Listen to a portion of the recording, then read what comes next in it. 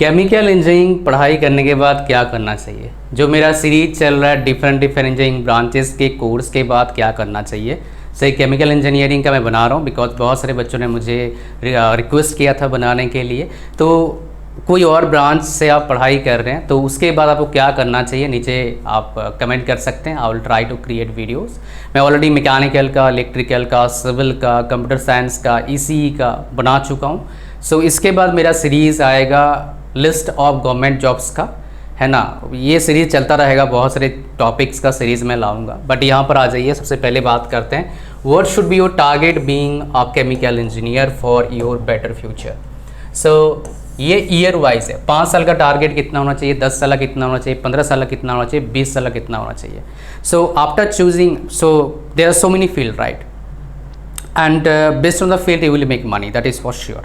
You are not going to get similar amount of money if you are doing job in each and every field having some scope and some merit as well as demerit, but you have to choose a field where you have interest। और interest की बात बोलूँ यार, कुछ interest नहीं होता है, पैसे आते ही इंटरेस्ट आ जाता है। पैसा किसी फील्ड में नहीं आ रहा है, इंटरेस्ट खिड़की से भाग जाता है। I know few people those have been working और for maybe 10 years, after knowing that they are getting very less salary, they switch to different field. Well, so you need to understand it as early as possible so that you will not make similar type of mistakes what mistakes they made are already, I mean already people are making mistake, but you should not repeat, right? So target क्या होना चाहिए, being tier 3 student, tier 3 college student, अगर आप अच्छे college में पढ़ रहे हैं तो इस टारगेट में आए थे, लगभग आपका 1 से 2 लाख के बीच में सैलरी हो जाता है स्टार्टिंग में। 1 लाख की एवरेज सैलरी है अच्छे कॉलेज से अगर केमिकल इंजीनियरिंग पढ़ रहे हैं। इनका जो मेनली जॉब लगता है वो लगता है रिफाइनिंग में, मतलब पेट्रोलियम कंपनीज़ में। बहुत सारे जगह पर वैकेंसीज भी निकलता है केमिकल का काम रिसर्च में भी है, R&D में भी आता है, वेपन्स बनाने में आता है, बैटरी फैक्ट्री में आपका काम आता है, साबुन के फैक्ट्री में काम आता है, कोई वेपन बनाना है उसमें काम आता है। तो बहुत सारे जगह पर इसका एप्लीकेशन तो है, बट मासेस में इसका एप्लीकेशन इतना है नहीं। और ये भी बात है, बहुत सारे बच्चे इसमें नहीं है, मतलब बहुत ज़्यादा बच्चे इसमें पढ़ाई नहीं करते हैं, तो ये भी बात सच है। ठीक ठाक बच्चे नंबर ऑफ स्टूडेंट्स हैं इस फील्ड में जॉब करते हैं। सो यहाँ पर टारगेट क्या है, बीइंग ए tier 3 स्टूडेंट्स या फिर tier 2 स्टूडेंट्स, 5 साल एक्सपीरियंस के बाद आपका सैलरी कितना होना चाहिए, 80,000 से लेके 1,40,000 पर मंथ तक का। 10 साल एक्सपीरियंस के बाद 1,70,000 से 2 लाख, 15 साल 2.5 लाख से 3.5 लाख के आसपास, एंड 20 साल एक्सपीरियंस के बाद 5 लाख पर मंथ कम से कम होना चाहिए। Let me tell you my dear, आप बोलेंगे 5 लाख पर मंथ, भाई उस टाइम 5 लाख का वैल्यू होगा कितना, 2 लाख के आसपास अभी का। सो 20 साल एक्सपीरियंस आपके पास है, अभी 2 लाख कमा रहे हो, तो क्या बहुत से ज़्यादा है क्या? नहीं, ये बिल्कुल एवरेज है।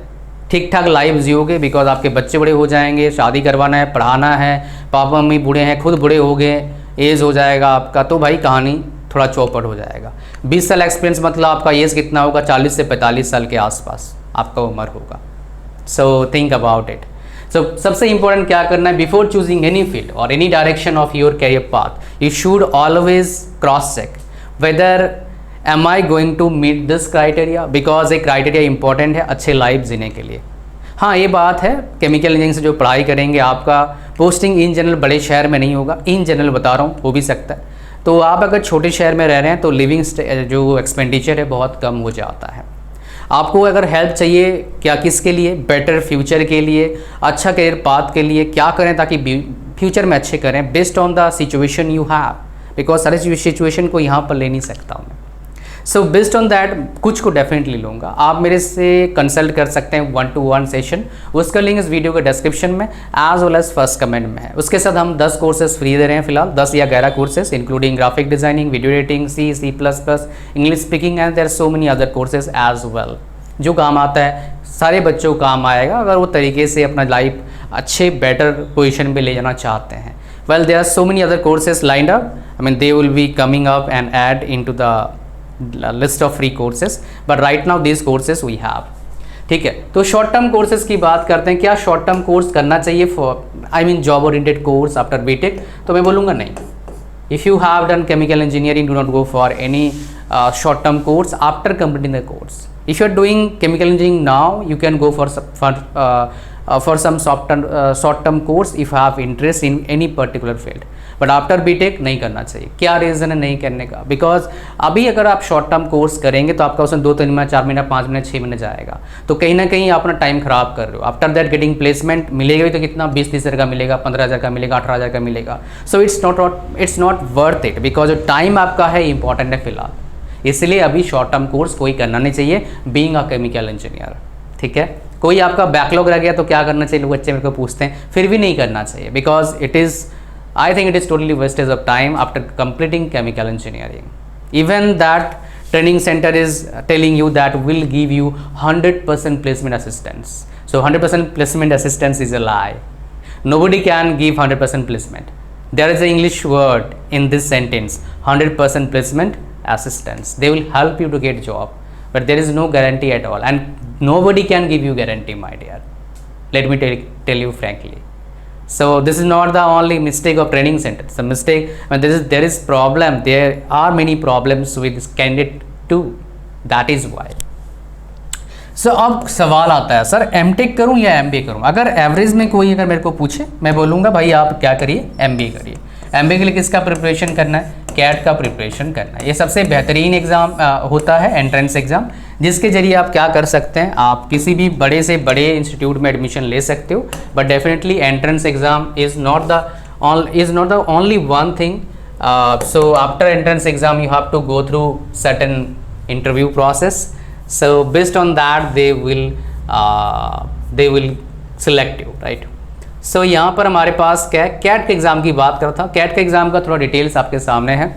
हर साल जुलाई के महीने में इसका नोटिफिकेशन आता है, जुलाई अगस्त, 1 महीना लगभग टाइम मिलता है आपको फॉर्म भरने के लिए। Exam cycle every year, about 3 lakh applicants हर साल फॉर्म भरते हैं। कोई भी बच्चा फॉर्म भर सकता है, बीटेक, एमबीए करने के लिए। एमबीबीएस करा है तब भी भर सकता है, बीडीएस करा है तभी भर सकता है, बीए करा है, बीकॉम करा है, बीएससी करा है, बीसीए करा है, बीबीए करा है, कुछ भी करा है, graduation course. So after completing graduation you can write the CAT examination.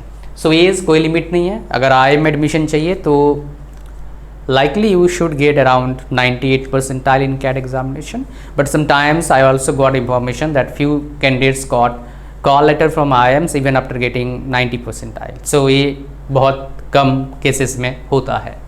इसके बाद आपका एप्लीकेशन फीस आ गया। पैटर्न, इसमें 3 पार्ट रहता है आपका, इंग्लिश रहता है, रीजनिंग रहता है, एप्टीट्यूड रहता है। एक क्वेश्चन 3 नंबर का, negative marking 1, strength of exam, basic concept, time management, accuracy. Cutoff कितना रहता है? कोई कटअप नहीं भाई, अच्छा परसेंटाइल लाओगे, परसेंटेज तो नहीं आता है, बढ़िया काम बनेगा आपका। सैलरी कितना मिलता है? IIM अहमदाबाद का इस साल का 2024 का जो 2023-24 का जो आपका प्लेसमेंट स्टैट्स है, 1 करोड़ एवरेज पैकेज है if you got the job outside India. ठीक है, और जो एवरेज पैकेज है इंडिया में 35 लाख है। तो यहाँ पर बोलोगे सर 20 लाख क्यों लिखा है आपने? सारे कॉलेजेस का इतना प्लेसमेंट मिलता नहीं। जो IIM अहमदाबाद मतलब top MBA college of our country. So यहाँ पर बात ही अलग है। तो एवरेज में अगर अच्छे कॉलेज में जाते हो 20 लाख आप salary on an average expect कर सकते हैं। So that is what I am talking about right now. ठीक है, सो यहाँ पर हम वापस आते हैं जो मैं बस की बात कर रहा था। तो ये कैट का कहानी हो गया।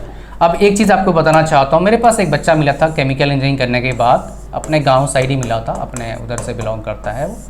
तो वो क्या कर रहा था, गेट का प्रिपरेशन कर रहा था online. So my dear, I will not recommend you to prepare for GATE with online coaching. नहीं करना है आपको। ये करोगे तो भैया आपका जो ऑब्जेक्टिव है वो क्या ऑब्जेक्टिव होता है केमिकल वालों का? एमटेक करने का ऑब्जेक्टिव बहुत रेयर चांस से होता है, बिकॉज एमटेक करने के बाद कुछ मिलता नहीं खास after, specially in chemical engineering field, specially in core field अगर मैं बोलूँगा तब भी गलत नहीं होगा। तो इनका कोर टारगेट क्या रखता है? मेनली टारगेट रहता है गेट के जरिए उनको PSUs में जॉब लेना है। क्या ये अच्छा ऑप्शन है? यस, गुड ऑप्शन, बट एक इनके लिए नहीं है। सबसे इंपॉर्टेंट बात यह है, अगर आपका 4 साल ऐसे धक्के से निकला है, बिल्कुल भी नहीं है आपके लिए। If you are strong enough in core subjects like thermodynamics हो गया आपका, ठीक है, हीट ट्रांसफर आपने पढ़ा होगा, जो कोर मेन कोर सब्जेक्ट्स है केमिकल इंजीनियरिंग का, then you can prepare for GATE. आप प्रिपरेशन कर सकते हैं गेट का। ठीक है, आप अच्छे से प्रिपरेशन कर सकते हैं गेट का। और एक बात और एक है चेक करने के लिए whether this exam is for you और not. Reason is so simple, I don't want you to waste your time.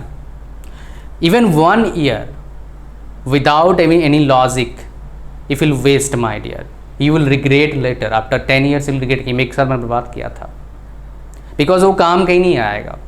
So gate का एग्ज़ाम प्रिपरेशन उसको नहीं करना चाहिए जिसका गेट एग्ज़ाम देने के बाद 3rd और 4th ईयर में 10 नंबर, 12 नंबर, 15 नंबर आ रहा है। You should not prepare for GATE my dear. ये मेरा पर्सनल ओपिनियन है। आप बोलोगे ऐसा मैं तो करूँगा, कर सकते हैं, बट मैं मना करता हूँ। क्यों? बिकॉज जो मैंने देखा है, मान लो 10 नंबर आपका आ रहा है, बहुत मेहनत करो कितना नंबर आ जाएगा? 20, 30, 40? 4 गुने से ज़्यादा आना तो बहुत मुश्किल है, बहुत ही ज़्यादा मुश्किल है। अब लोग सर बहुत मुश्किल है, क्या मैं कर लूँगा? तो जाइए ट्राई करिए, बट हम इतना रिकमेंड नहीं करते हैं भाई, ठीक है, ये बात है। अच्छा, तो ये आप समझ में आ गया आपको। तो गेट का अगर आपको पता नहीं है क्या उसका स्ट्रक्चर रहता है, उसकी देख लेते हैं, थोड़ा सा स्ट्रक्चर आपको दिखा देता हूँ मैं, होपफुली आपको पता भी होगा। अगस्त में इसका पेपर नोटिफिकेशन आता है। एग्ज़ाम साइकिल क्या होता है? एवरी ईयर होता है। लगभग 6 लाख बच्चे अभी पेपर दे रहे हैं। केमिकल के इतने बच्चे पेपर देते नहीं in general. BTech any branch, no limit है, कोई लिमिट नहीं है आप कितना एज का। PSUs अगर चाहिए तो 500 तक मिल सकता है, चांस है। मैं जानता हूँ कैंडिडेट्स को जिनका 400 के आसपास रैंक था, वो जॉब कर रहे हैं अभी, तो इसलिए मैं आपको बता रहा हूँ। मैं जानता हूँ कुछ लोगों को जिनका 300 के आसपास रैंक था, वो जॉब कर रहे हैं अभी PSUs में। So that is Y am telling you this thing. Now application fees 1800 रुपया और followed by category wise fees रहता है। एग्जाम पैटर्न क्या रहता है? इसमें 2 पार्ट रहता है, आपका एप्टीट्यूड रहता है और टेक्निकल रहता है। एप्टीट्यूड में इंग्लिश और एप्टीट्यूड रीजनिंग के क्वेश्चन आते हैं मेनली 15 नंबर का। 5 क्वेश्चन 2 नंबर के होते हैं और 5 क्वेश्चन 1 नंबर के। और बाकी जो आपका 85 मार्क्स का पार्ट होता है उसमें मैथ्स रहता है, बाकी टेक्निकल सब्जेक्ट्स रहते हैं। इसमें अगर अच्छा करना है तो आपका न्यूमेरिकल सॉल्विंग एबिलिटी काफ़ी अच्छा होना चाहिए, फिर आप मूव कर देंगे मेरे दोस्त, बिकॉज इसमें 80% क्वेश्चंस जो होता है न्यूमेरिकल बेस्ड होता है। So if you are sound in numerical while solving numerical problem, you are really good in that, so you must try this examination at least once in a lifetime, because this exam can be a game changer for anybody। बहुत खतरनाक है, because PSUs में job लग गया तो आपका salary anywhere average में 15 से 18 लाख हो जाएगा। And there's so many PSUs hired chemical engineering students, because PSUs India में मतलब क्या है? पेट्रोलियम को छोड़ नहीं सकते आप। Are you getting my point, my dear? So कहीं ना कहीं आप अगर प्रिपेयर, आपका technical field strong, technical subject strong है, तो आप देखिए आप 10 ईयर्स का मैं कितना बताया था आपको टारगेट। जो आपका 10 ईयर्स के बाद का सैलरी टारगेट है वो with in 2 years of preparation में आप उसको पा सकते हैं। मतलब कहीं ना कहीं you will save your 8 years in terms of earning money. So जो पैसे शायद कमाने वाले थे 8 साल बाद, आप 8 साल पहले कमाने लग जाओगे, because of your field selection as well as your ability to put effort when it is required, because बिना एफर्ट का नहीं होगा। ठीक है, उसके बाद हमारे पास क्या है? Negative marking. 1 नंबर के सवाल है तो 1/3, 2 नंबर के सवाल है तो 2/, जो आपका होता है 0.66 होता है 2/3। सो आपका यहाँ पर आ गया strength of exam, basic concept चाहिए पर न्यूमेरिकल मेनली। कटअप 25 से 35 रहता है, हर सब्जेक्ट का ब्रांच का अलग अलग रहते हैं। सैलरी कितना मिलता है? हाईएस्ट पैकेज अब तक एमटेक करने के बाद 2 करोड़ है। PSUs में एवरेज पैकेज 15 से 18 लाख है, और अच्छे ब्रांचेस से, मान लो CSE से EC से किसी ने एमटेक किया तो उनका एवरेज पैकेज 20-30 लाख तक जाता है। तो यहाँ पर 20 लाख इसे रखा है। इंटरव्यू होता है कि यस, PSUs के लिए इंटरव्यू होना चाहिए, होता है। NIT में एमटेक करने के लिए इंटरव्यू नहीं होता है, CCMT काउंसलिंग के जरिए होता है। IITs में अगर एडमिशन लेना है तो इंटरव्यू भी हो सकता है या फिर एग्जाम भी हो सकता है, या दोनों हो सकता है, मतलब और एक टेस्ट और इंटरव्यू दोनों भी हो सकता है। So it is totally depend on the institute, because IIT से कोई सेंट्रलाइज काउंसलिंग नहीं होता है। ईच IITs का अलग अलग हिसाब किताब है, ठीक है, for getting into MTech in IITs, right. तो किसी और के लिए नहीं पता लगा, वो किसी और के लिए ढूंढ लिया। अब आपके दिमाग में सवाल होगा, सर क्या सरकारी नौकरी की प्रिपरेशन करूं? देखो, नॉर्मल गवर्नमेंट जॉब आपके लिए तो है नहीं, आपके फिर नॉन टेक जॉब्स होते हैं। नॉन टेक मतलब यहाँ पर टेक्नोलॉजी इन्वॉल्वमेंट नहीं है। तो उस केस में मैं आपको रिकमेंड करूँगा, इसरो में कुछ पोस्ट निकलता है, DOD में कुछ पोस्ट निकलता है, वो चीज़ ट्राई कर सकते हैं आप, वो कोई बड़ी बात नहीं है, आप ट्राई करिए। बट अगर गवर्नमेंट जॉब की बात करेंगे, so I will recommend you try this exam, SSC CGL exam को ट्राई करिए। This exam will help you my dear to get one government job after if will put effort my dear, because मेरे काफ़ी बच्चों ने ये exam crack करे हैं, जिनका टेक्निकल फील्ड में कुछ अच्छा बना नहीं, JEE में, गेट में कुछ अच्छा बना नहीं। So they prepare for this exam and crack the exam within 2 or 3 years of preparation. एक टिप देता हूँ, जिनके ही पूछता हूँ भाई क्या आपका था, तो मेरे को एक बहुत कॉमन इंपॉर्टेंट चीज़ पता लगता है। उन्होंने 50 क्वेश्चन लगभग डेली सॉल्व किया, खुद से रट्टा नहीं मारा, और मॉक टेस्ट खूब लगाया, 100 के आसपास full length mock test, and after that they got the amazing result what I am sharing you right now. ठीक है, उसका SSCGL आपको करना जरूर चाहिए, ये आपको हेल्प करेगा। और इसका एग्जाम पैटर्न की बात करें तो यहाँ पर देख लीजिए, गलत जगह पर मैंने क्लिक कर दिया है, थोड़ा दीजिए मैं दिखाता हूँ। हाँ, ये SSCGL का यहाँ पर आएगा हमारे पास, ये JEE का है। अच्छा, आप बोलोगे सर ये नेट पर कहाँ मिलता है डेटा? भाई डेटा मैंने खुद बनाया है, ठीक है, ये किसी और का नहीं है। सो यहाँ पर नोटिफिकेशन मंथ क्या है, अप्रैल में आता है। एवरी ईयर इसके पेपर होते हैं, एप्लीकेंट्स 25 लाख के आसपास फॉर्म भरते हैं, ज़्यादा भी हो सकता है, बट प्रिपरेशन करते हैं 50,000 के आसपास अच्छे से। एलिजिबिलिटी का कोई ग्रेजुएट पेपर दे सकता है, तो बीटेक वाला एलिजिबल है। एज 27 से 32 साल, काफ़ी इंपॉर्टेंट है, इसको ध्यान देना। सब पोस्ट का अलग अलग एज है। वैकेंसीज 6-8 हज़ार 10 हज़ार तक रहता है एवरेज में, बट कभी कभी 20 हज़ार भी आ जाता है, लकी हो तो। एप्लीकेशन फ़ी कितना है, 1000 के आसपास है। Tier 1 आपके पास ये हिसाब किताब है, ये Tier 1 का पेपर है। फिर Tier 2 का पेपर का ये हिसाब किताब है। इसमें मेनली क्या रहता है, रीजनिंग, एप्टीट्यूड, GK, ये सब चीज़ रहते हैं आपके, और कुछ कुछ इंग्लिश भी यहाँ पर है, और यहाँ पर एक कंप्यूटर नॉलेज का भी सेक्शन रहता है। डिपेंड करता है आप कौन से कैटेगरी का फॉर्म भर रहे हैं। 1/2 हाफ मार्क नेगेटिव मार्किंग है। Stand up exam, basic concept, time management, practice, calculation, accuracy. Cut off कितना रहता है, Tier 1 का 150 से 170 तक का रहता है, Tier 2 का 290। सैलरी 40,000 से लेके 1,10,000 तक का सैलरी लगभग मिलता है आपका, और इसमें डिपेंड करता है कौन से पोस्ट में आपका हुआ है। अच्छे पोस्ट में हमेशा इंटरव्यू होता है, और जो लोअर पोस्ट होते हैं उसके इंटरव्यू इन जनरल नहीं होता है। इसमें बहुत सारे डिपार्टमेंट मेरे स्टूडेंट मेरे नोन काम करते हैं, तो that is why know about this field और इस एग्ज़ाम के बारे में। सो अगर आप इस एग्ज़ाम को क्रैक करते हैं, एवरेज में अच्छा सैलरी आप ले सकते हैं। लाइफ भी ठीक है, बहुत ख़राब नहीं होता है लाइफ। और इसके अलावा after cracking this exam, if you are interested in public service, then you can also appear for UPSC CSC, that is IAS IPS से बनते हैं सिविल सर्विसेज एग्जामिनेशन, जिसका नाम है। ठीक है, आप बोलोगे सर UPSC और एक तो एग्ज़ाम होता है ESC, इसका प्रिपरेशन चालू करें क्या? नहीं, इसका प्रिपरेशन आपको चालू नहीं करना चाहिए, बिकॉज इसके लिए आपका ब्रांच का तो होता नहीं है, 4 ही ब्रांच का होता है, इलेक्ट्रिकल, मैकेनिकल, सिविल, ECE का। तो आप कौन से एग्जाम से प्रिपरेशन करेंगे? मैकेनिकल से। 15 सब्जेक्ट्स आपने पढ़ाई नहीं है, तो you will face tremendous challenges to crack that exam. That is why I will not recommend you to prepare for this exam. इसका प्रिपरेशन आपको नहीं करना चाहिए। सब बोलोगे सर बेस्ट क्या है? बेस्ट भाई आपको ढूंढना होगा, जो भी मैंने प्रोसेस बताया है। बट मैं बोलूँ टेक्निकल फील्ड पसंद है तो 1-2 साल गेट को दे सकते हो। टेक्निकल फील्ड पसंद नहीं है, सरकारी नौकरी चाहिए, SSC CGL। अगर आपको सरकारी नौकरी करना ही नहीं है तो आप MBA करके आगे बढ़ सकते हैं, कोई दिक्कत नहीं, इसमें आपका अपॉर्चुनिटीज़ रहेगा इस चीज़ में। ठीक है, तो ये चीज़ था बेसिकली केमिकल के बारे में। Hopefully got all the point. और 1-to-1 सेशन का लिंक इस वीडियो के डिस्क्रिप्शन में एंड फर्स्ट कमेंट में है। एक सेशन कम से कम लाइफ में जरूर लेना चाहिए for better future of your self. ठीक है, थैंक यू वेरी मच, मिलते हैं नेक्स्ट वीडियो में।